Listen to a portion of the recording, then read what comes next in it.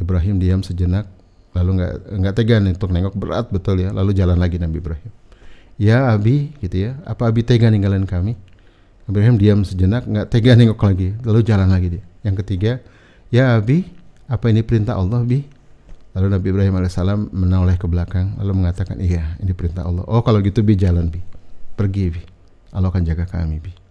Itu wanita-wanita sepanjang sejarah yang mendukung perjuangan suaminya luar biasa. Maka cinta Ibrahim alaihissalam kepada Bunda Hajar tak bertepi cintanya. Gitu ya. Jadi Bunda yang mendengarkan tausiah ini, kalau ingin mendapatkan cinta dari suami tak bertepi, dukung misi perjuangannya. Ya, sama seperti Bunda Hajar kepada suaminya. Gitu ya. Dan Allah tidak sia-siakan ya, ketaatan kesetiaannya tidak sia-siakan. Ya, bahkan kalau kita ada rukun haji ya, yaitu sa'i kan. Sa'i itu sebenarnya apa? Itu kan bagaimana Allah mengabadikan perjuangan Sarah itu, Bunda Hajar gitu ya.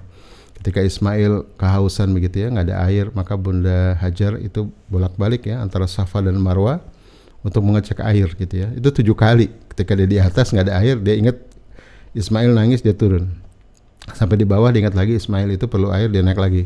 Bolak-balik 7 kali. Ya, kalau secara ilmu manajemen sekali aja cukup kan. Ya paling nggak 2 kali lah. Ini 3 kali.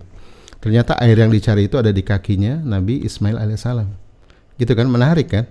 Bolak-balik gitu, ternyata air itu cuma ada di kakinya Nabi Ismail alaihissalam dan cuma mengetuk itu keluar air. Tapi Allah Maha Adil Bapak Ibu sekalian, jamaah Masjid Mi'raj gitu, Allah Maha Adil. Kenapa? Yang diabadikan bukan kakinya Ismail, yang diabadikan adalah larinya Bunda Hajar. Nah ini perempuan-perempuan yang setia sepanjang sejarah kepada suami, maka cinta suami kepada perempuan seperti ini tak bertepi cintanya. Dan Bunda Hajar berhasil mendidik Nabi Ismail alaihissalam persis seperti ayahnya, santun, lembut, tegas, ya luar biasa kan? Ya bahkan dialog-dialog di Al-Quran antara Ismail dengan alaihissalam dengan Ibrahim alaihissalam itu dialog yang luar biasa santunnya.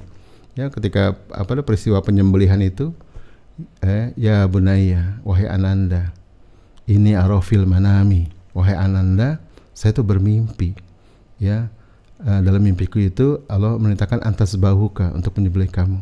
Fandur madza taro, apa pendapatmu nak? Kebayang ya, seorang ayah menanyakan apa pendapat anaknya. Tapi Nabi Ismail alaihissalam ya itu anak yang luar biasa ya, seperti ayahnya sensitif sama kebenaran.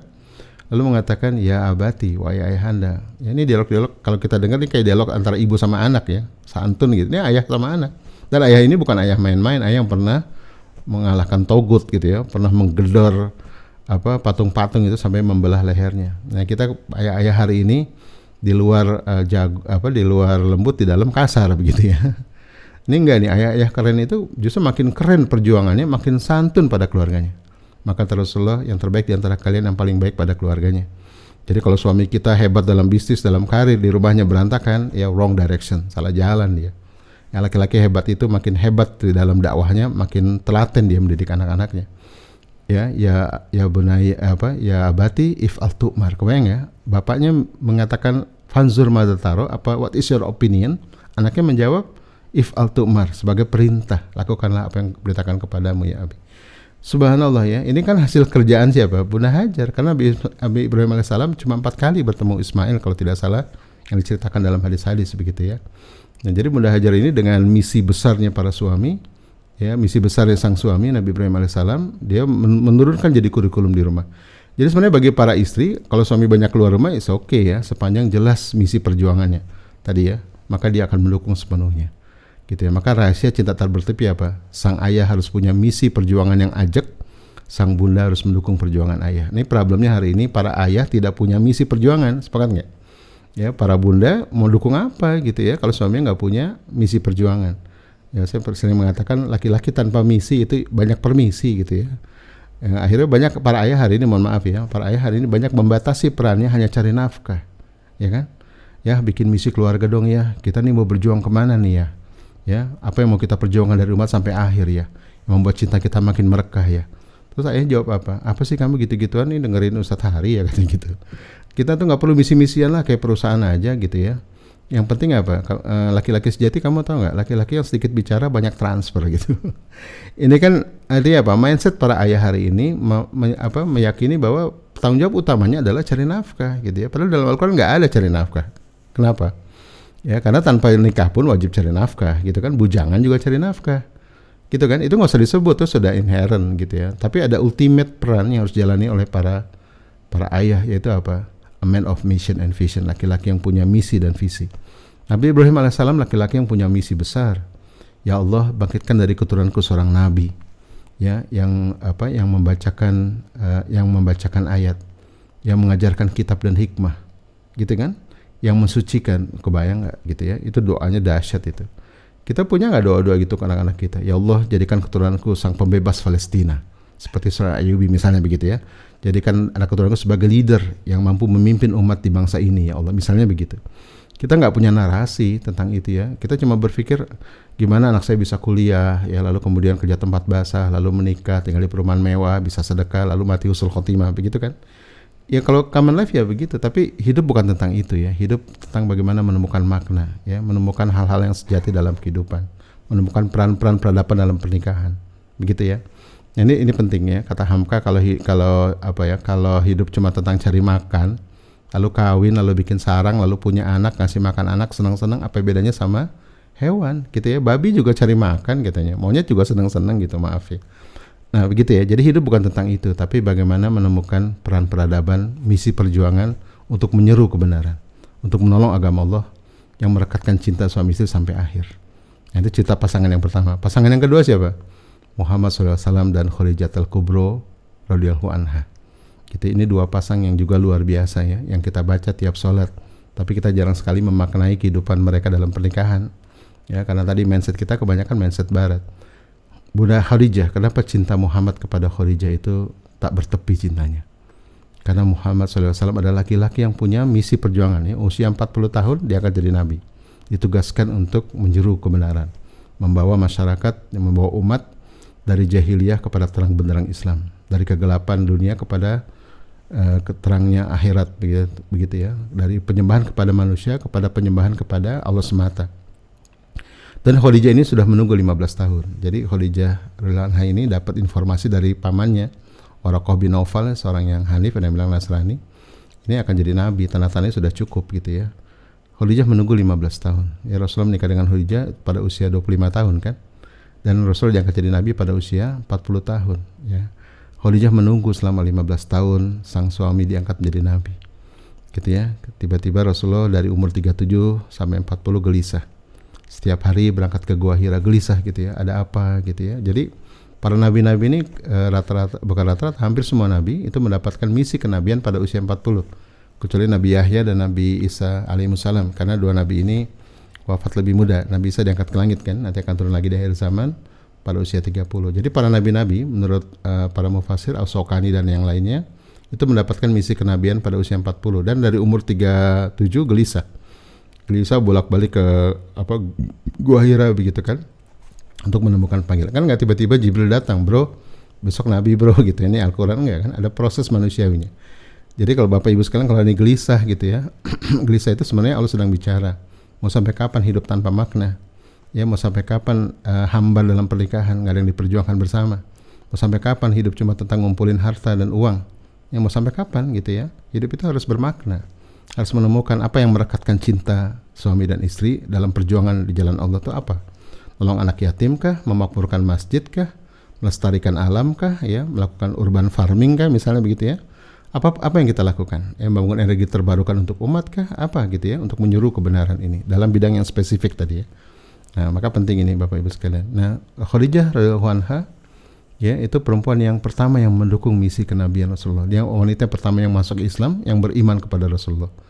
Ya, kira-kira kalau suami kita bolak-balik ke gua gitu ya, nggak ngantor gitu ya, di kamar gitu, tiba-tiba bilang, Bun, saya dapat dapat tugas kenabian nih, kira-kira gimana? Ya kita nggak tentu ayah gitu ya, karena kita tahu sehari-harinya begitu ya. Tapi kebayang nggak 15 tahun menunggu, begitu Rasul bilang, saya ketemu Jibril langsung beriman ya, dan kemudian Khadijah ini orang pertama yang masuk Islam dari kalangan perempuan gitu ya. Laki-laki juga begitu ya, orang pertama yang bersyahadah kalau hari ini begitu. Nah, Bapak Ibu sekalian, ini luar biasa. Maka cinta Muhammad SAW kepada Khadijah tak bertepi cintanya, gitu kan? Ketika Khadijah wafat, sepanjang Rasulullah wafat, Rasul tidak menikah lagi kan? Begitu Khadijah wafat, Rasul baru menikah lagi. Itu pun karena dakwah. Dan kalau kita baca buku tentang istri-istri para nabi, itu istri para nabi berikutnya setelah Khadijah itu seringkali cemburu kepada Khadijah kalau orangnya sudah wafat. Karena apa? Muhammad SAW sering menyebut-nyebut Khadijah dalam hidupnya. Karena ini wanita pertama yang mendukung perjuangannya, wanita pertama yang hartanya habis ya untuk dakwah di jalan Allah itu. Nah begitu Bapak Ibu sekalian. Jadi ini rahasia cinta tak bertepi. Nah, maka tadi rahasianya pertama apa? Temukan unsur stabilitas, yaitu apa? Misi hidup. Apa yang mau diperjuangkan bersama. Yang kedua, temukan unsur dinamikanya. Bagaimana merawat ini semua menuju kesejatiannya. Begitu ya. Mudah-mudahan bisa bermanfaat pagi ini. Mudah-mudahan kita mulai merenung gitu ya. Pernikahan kita sekarang usia berapa? Setahun, 2 tahun, 5 tahun, 10 tahun, 20 tahun. Saya udah banyak menangani pernikahan. Bahkan terakhir pernikahan usia 37 tahun. Ya, itu masih cekcok di rumah, kebayang nggak? Ya sudah menjelang akhir gitu ya, udah menjelang finish masih cekcok. Saya melihat karena pasangan ini walaupun Islami gitu ya, itu tidak memiliki perjuangan bersama sampai akhir. Saya tanya, kenapa sih sering ribut? Apa sih goalsnya? Sang suami bilang, ini udah pernikahan 37 tahun, saya ingin mati husnul khotimah Ustaz. Istrinya, saya juga ingin mati husnul khotimah Ustaz. Terus kenapa kalian ribut tiap hari? Karena kami nggak cocok gitu. Jadi nggak cocok setelah umur 37 tahun gitu ya. Kalau untuk yang contoh hari ini gimana? Itu kan Nabi Muhammad sama Ibrahim Nabi. Ada nggak contoh hari ini? Saya sering ambil contoh sederhana yang paling dekat dengan kita, itu siapa? Pak Habibie, ya kan? Pak Habibie dengan Bu Ainun. Ya ini pasangan yang memang nggak sempurna betul ya, tapi kita lihat cinta Habibie pada Ainun tak bertepi. Kenapa? Karena Bu Ainun lah ya orang-orang yang mendukung misi perjuangan Pak Habibie sejak awal. Habibie itu laki-laki yang punya misi, a man of mission and vision. Sejak awal dia apa? Ingin memakmurkan Indonesia dengan industri strategis. Itu dari sejak dia mahasiswa itu. Dia jadi ketua PPI ya di Eropa, kemudian membuat seminar begitu ya. Itu di zaman Bung Karno, bagaimana Indonesia jadi punya industri strategis. Itu Pak Habibie. Dia juga have no idea bagaimana membangun Indonesia ya, tapi ada yang menggebu dalam jiwanya untuk menyeru kebenaran, untuk memakmurkan bangsa Indonesia, menyelamatkan umat ini. Solusinya apa? Industri strategis. Karena dia selalu tercurahkan kepada teknologi canggih begitu ya.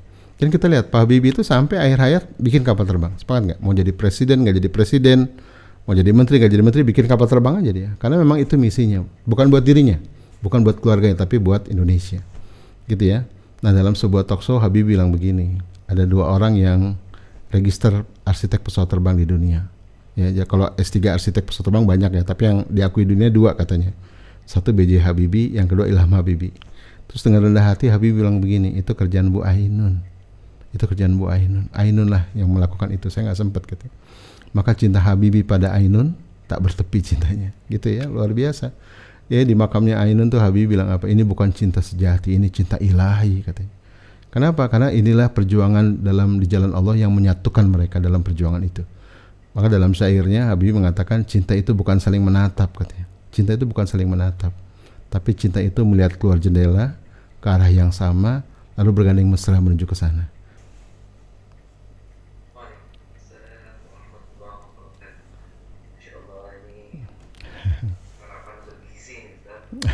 Mudah-mudahan manfaat.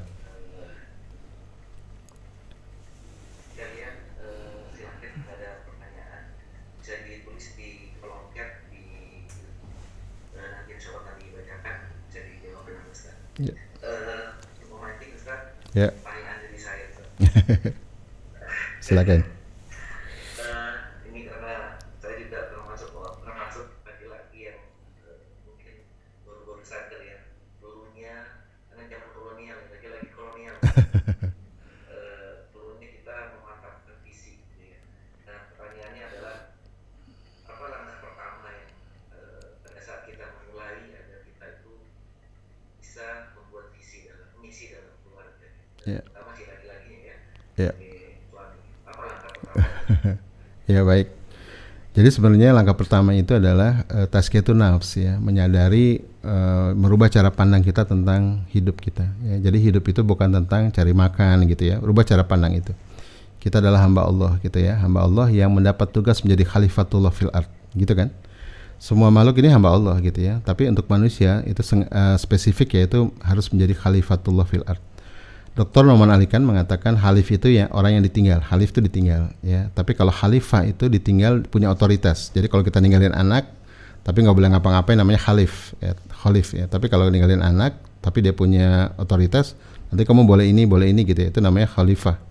Nah, kita ini adalah orang yang ditinggal Allah di dunia, diletakkan di dunia dan memiliki tugas gitu ya, dan otoritas, yaitu khalifatullah fil ard. Tapi khalifatullah fil ard itu adalah fungsi umum ya, untuk semua tugas umum bagi semua manusia yang dihadirkan. Nah, tapi kita sebagai personal itu harus memiliki khalifah versi apa yang mau kita jalankan, gitu kan? Nah, itu kesadaran itu pertama harus kita temukan gitu ya. Jadi bahwa kita hadir ini bukan kebetulan, bukan main-main gitu kan Al-Quran bilang kan. Kita hadir ini untuk menemukan tugas langit kita di dunia. Gitu ya. Nah, itu kapan menemukannya? Itu sejak usia 15 sebenarnya dalam Islam sampai usia 40 gitu ya. Teknisnya Allah ceritakan di Al-Quran. Satu-satunya ayat di Al-Quran yang yang menyebut tentang usia 15 sampai 40 ya, itu adalah surat Al-Aqaf. Al-Aqaf ayat surat Al-Aqaf 46 ayat 15 gitu ya. Potongan ayatnya hatta balagu asyuddahu, ketika sampai masa dewasa itu 15, wa balagu arba'ina sanah ya, dan sampai masa usia 40, jadi antara 15-40 nih gitu ya.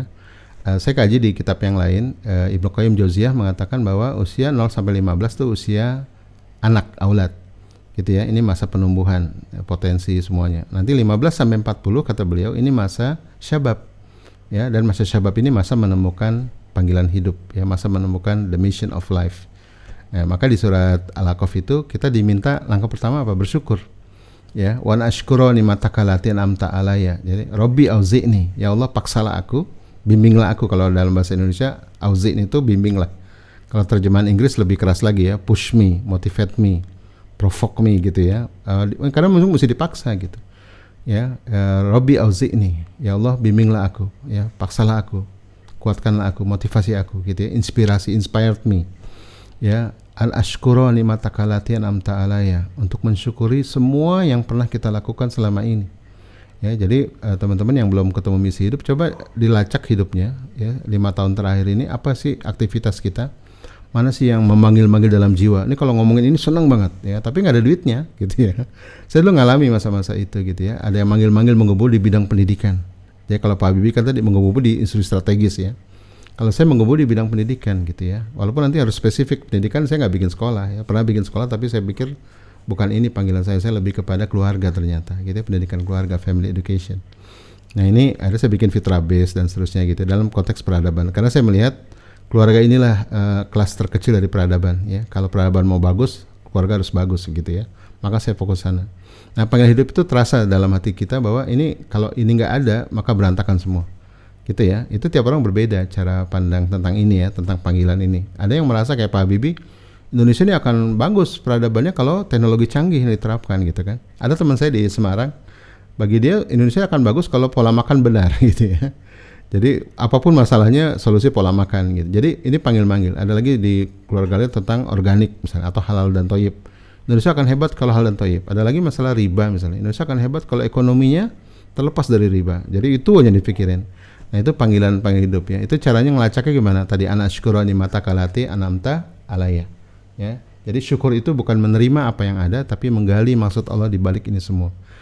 Ya Allah, ini saya kalau lakukan ini kenapa senang banget ya gitu ya. Kenapa saya selalu berulang-ulang padahal ini nggak ada duitnya dan nggak ada hubungan dengan kuliah, dengan bisnis gitu ya. Nah, itu panggilan hidup tuh gitu ya. Terus yang kedua, kita diminta mensyukuri apa yang diberikan pada orang tua kita. Anaskuro ni'mataka walidayya gitu ya. Jadi kepada orang tua kita harus banyak bersyukur juga. Teman-teman yang merasa hari ini banyak salah asuh gitu ya, dulu orang tua nggak ngerti parenting, maafkan sudah ya. Jadikan masalah sebagai hazanah kekayaan hidup kita. Maka penting kalau orang tua itu punya misi keluarga, kita harus lanjutkan misi itu, gitu ya. Itu penting itu, gitu ya. Makanya kita kalau hari ini orang tua kita nggak punya misi, kita mulai dari kita, gitu ya. Apa mau kita perjuangkan? Kan nanti misi hidup ini jadi misi keluarga, kemudian jadi family legacy, diwariskan pada anak dan keturunan, gitu ya. Sama kayak Pak Habibie dengan anak-anak kan diwariskan tuh pabrik pesawat terbang, gitu ya. Maka yang disebut dengan hadis ya, ketika seorang anak Adam wafat maka terputus amalnya kecuali 3 hal ya, amal jariyah, ilmu yang bermanfaat, anak yang soleh yang mendoakan gitu ya, anak yang soleh begitu. Kalau saya melihatnya dari perspektif misi hidup ini, kalau kita punya misi hidup diwariskan kepada anak kita, maka 3 ini dapat. Sepakat nggak? Anak soleh yang melanjutkan perjuangan, yang kedua amal jariyah ya, misalnya pabrik kayak Pak Habibie gitu ya, pabrik pesawat terbang yang terus dikembangkan, Yang ketiga ilmu yang bermanfaat gitu ya. Maka penting, salah satu manfaat dari misi hidup adalah selain tadi ya mengikat cinta gitu, yang kedua adalah kita bisa melanjutkan pada anak keturunan gitu ya. Itu pentingnya misi hidup gitu. Jadi kita penting itu. Terus doa berikutnya yang ketiga, kita diminta berdoa agar menggunakan itu semua, tadi rasa syukur itu semua ya, menggali dari apa yang pernah Allah berikan yang menggebu-gebu dalam jiwa, wan amilan solihan tardohu, agar digunakan untuk amal soleh yang Allah ridhoi. Itu agak menarik ayatnya ya, bukan menarik banget gitu ya. Kenapa ada amal soleh yang Allah ridhoi? Kalau gitu ada dong amal soleh yang Allah nggak ridhoi gitu ya. Nah ternyata saya gali dari banyak tafsir ya, amal soleh yang ridhoi yang dimaksud adalah tugas spesifik. Kalau dalam bahasa Quran disebut syiratal mustaqim, itu yang kita minta minimum 17 kali dalam sehari ya, ihdina syiratal mustaqim, tunjuklah jalan yang lurus itu.